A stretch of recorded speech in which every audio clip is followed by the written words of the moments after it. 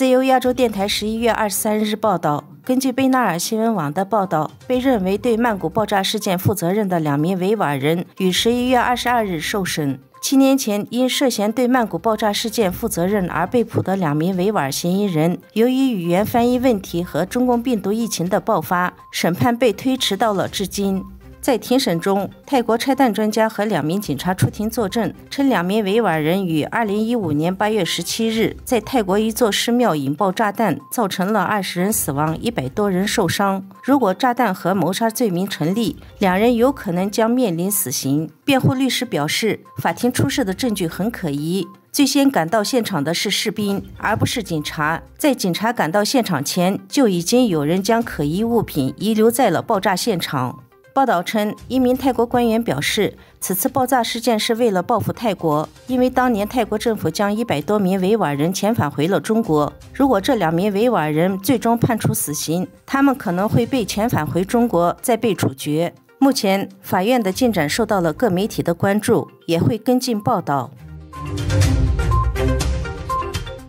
11月22日、23日连续2天，全球最大的 iPhone 手机工厂郑州富士康爆发了员工维权抗议活动，当局调动了大批警察进行了镇压，数千名员工与手持盾牌的警方对峙。有视频显示，警方用暴力殴打落单的工人，顷刻间鲜血覆盖了年轻人的面容。政府还发射催泪瓦斯进行镇压，员工则是用灭火器应对，还有工人点燃大门，场面一片混乱。据传，此次事件是因为新员工的待遇与招聘合同上的丰厚条件不符，将人骗来后修改了合同，并且安排中共病毒确诊员工与新招员工混合居住。富士康在一份声明中证实了抗议事件，声称员工津贴将按照合同履行，并澄清没有新员工与确诊者混住的情况。本月初，郑州富士康在爆发数万名员工徒步逃亡返乡事件中，引发了国际的关注。中共当局则是动用手中的权力，下达了指标，为富士康招工。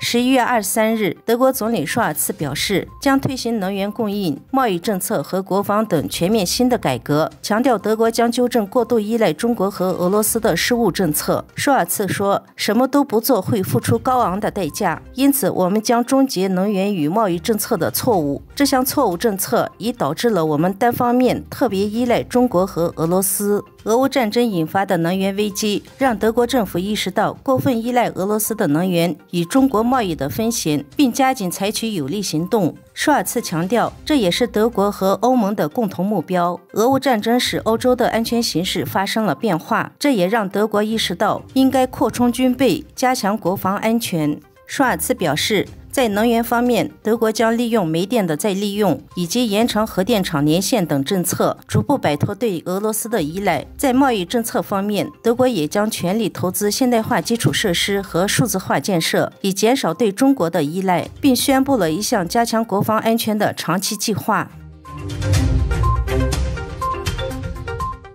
由美国众议院外交事务委员会首席共和党议员迈克尔领导的评估报告更新版指出，中国的全球投资和商业行为，特别是通过其掠夺性的一带一路倡议，正在对世界各地的许多国家及其公民产生负面的影响，并且呼吁拜登政府采取全面行动追究中共的责任，制止其在全球争取影响力和统治地位的运动。本次更新版的评估报告指出，由习近平于2013年发起的一带一路倡议，表面上伪装成一项全球发展和投资倡议，实际上是为了扩大中国在世界范围内的强硬影响力，同时也为全球军事力量投射奠定基础。目前已有147个国家签署了一带一路合作文件。中国自2005年以来，在全球投资了约2万亿美元。中国通过一带一路制造的债务陷阱培养依赖性，确保优先使用自然资源，并获得可用于居民两用目的的商业设施。中国还通过出口入侵式技术，在全世界各地制造技术性依赖。